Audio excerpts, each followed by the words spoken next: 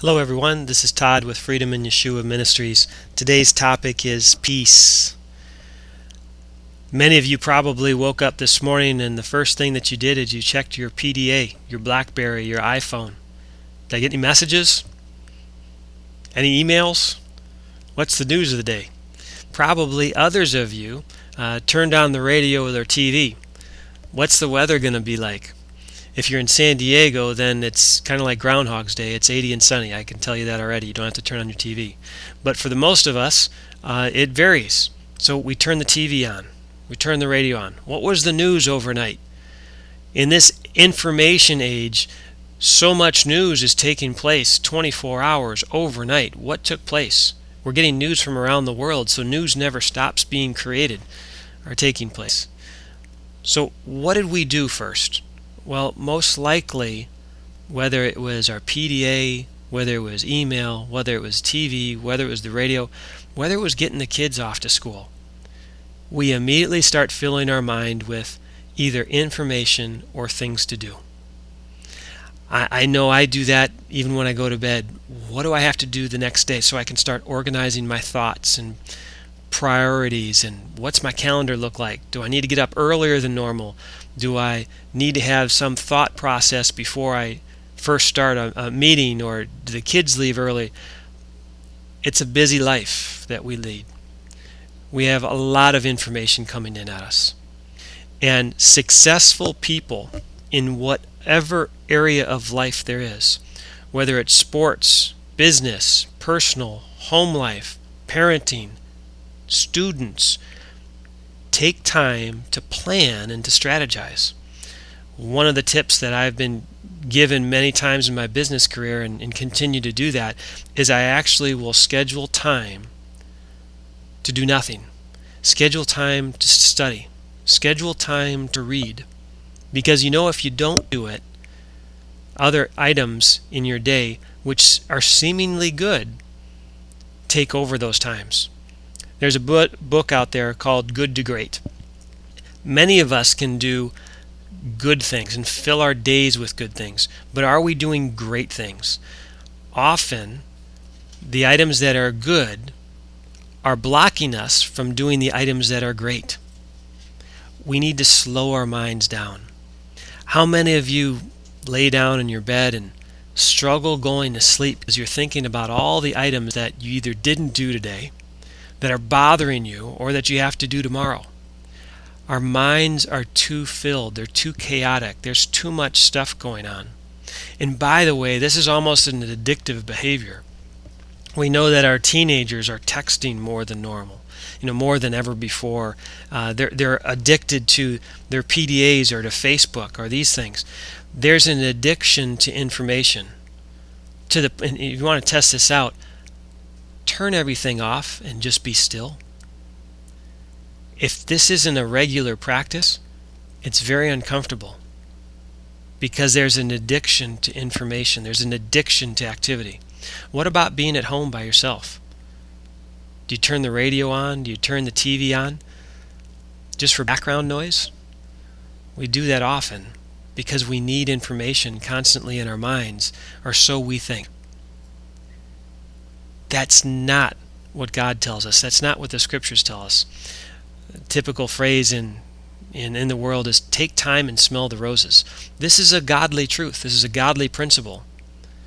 We're supposed to slow down and think about God. We're supposed to slow down and hear that still small voice. Slow down and acknowledge Him. That may seem counterintuitive because you have such a big list of activities to do. I know I do. But am I doing all these good activities at the expense of doing something that's great? Am I hustling around my kids in one activity after another, filling their day, and not focusing on the things that will really impact their lives? Am I taking time to pray with them? Am I focusing them on the activities that they're called to by God rather than just filling it up? Book of Psalms says, "Stand in awe and sin not. Commune with your own heart upon your bed and be still. Wow, do we need to hear that? Stand in awe and sin not. If we're standing in awe before God, in awe, we're imagining how He created the heavens and the earth in 6 days. We're imagining His vastness, His intellect, His love, His holiness. Most likely we're not going to sin. Psalm 46:10.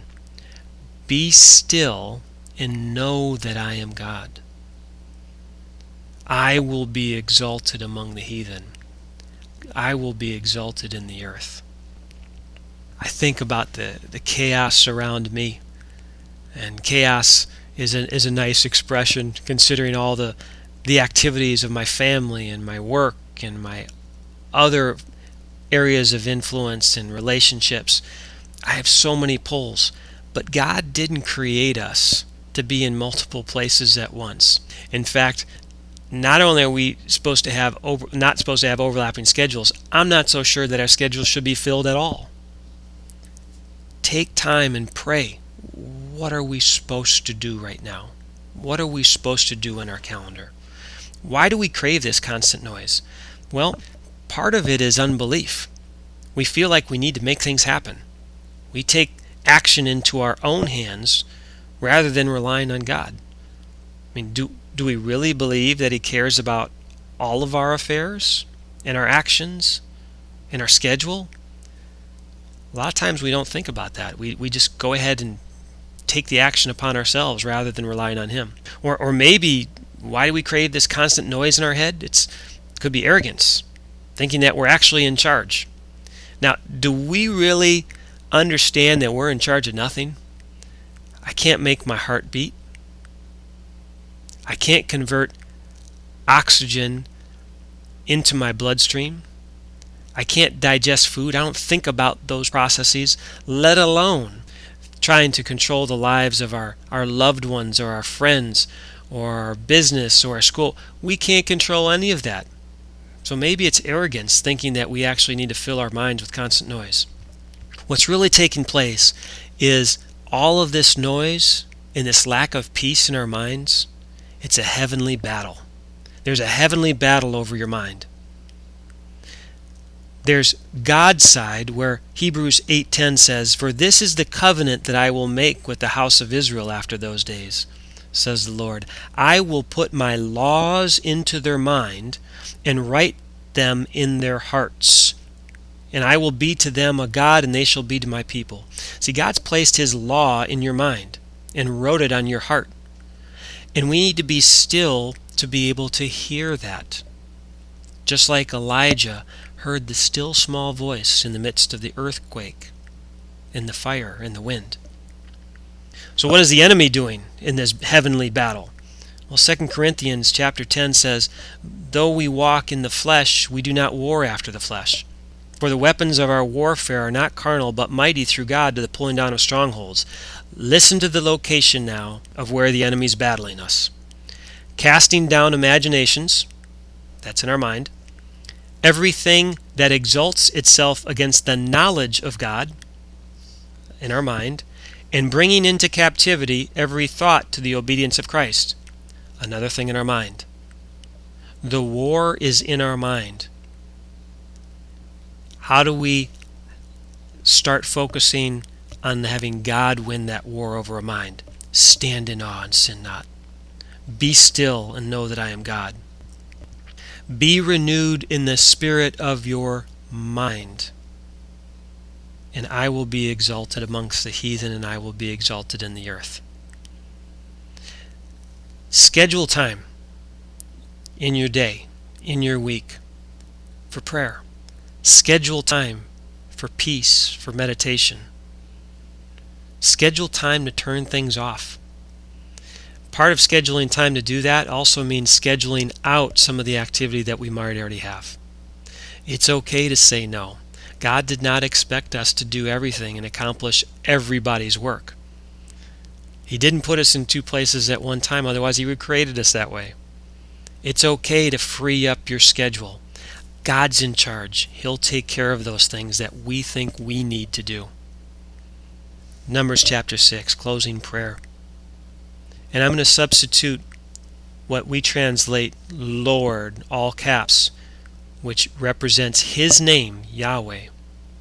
So Yahweh is going to be substituted here. Now, Numbers chapter 6, verses 24. Yahweh bless us and keep us.